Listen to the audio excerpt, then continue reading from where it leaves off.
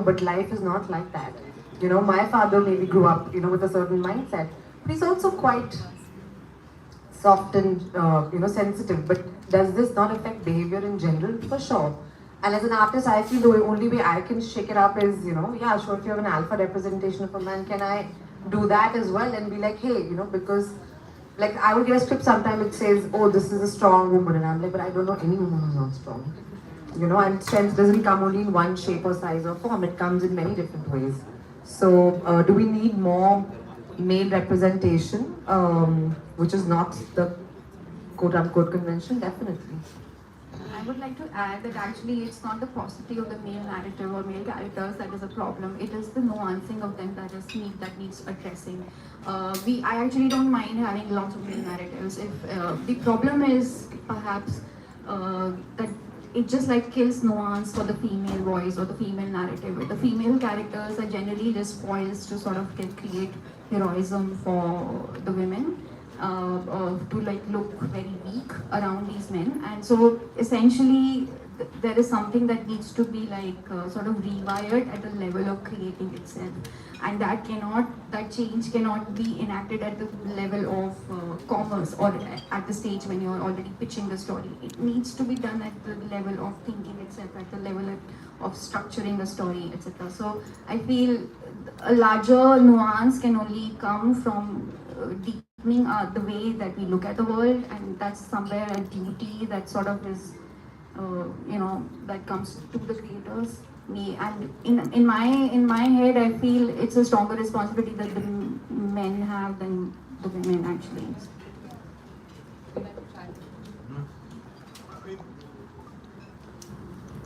Last year, this friend of mine posted it sometime before. I said last year, 22 out of the 23 big films of the year had a man with a weapon on the poster. That's kind of telling of the pop culture world that we sort of like live in right now. There is a sense of like the macho hero is back. You're living in that world right now, and there is a certain amount. So even when you end up making something more nuanced, or something more feminist, or something where the male character is being is touching into a gentler side, they become morality tales with a hammer.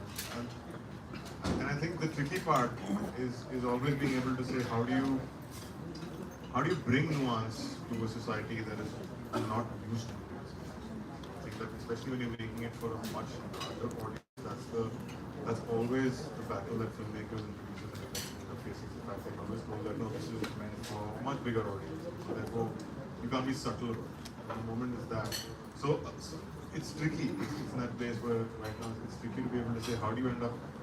You'll find people like that in a lot of series, a lot of stuff that's online or OTT or movies and stuff. But if you're talking about like pure pop culture in the cinemas, in the movies, the kind of like if you want to go blockbuster level, you won't find it right now. And that's a process that one needs to bring in to be able to start seeding that in. How, when, it's tricky. I think Shah Rukh Khan is the only person who's been able to sort of, even though he's become an action hero right now, there's still a certain amount of gentleness that he brings into it. But he's the only one, really. Like, nobody else is like that, even Ranbir Kapoor. I think I would say that actually 2 months before this, I would be feeling very dismal about things. But actually the big success of 3 kind of like helps me debate the fact that nobody minds a small dose of feminism. Nobody, like, you can still make a film like a blockbuster hit. So actually, we had like this little tete-a-tete at Wong's about another film that kind of like basically got us a very big blockbuster this year, which was about this alpha man who's not human.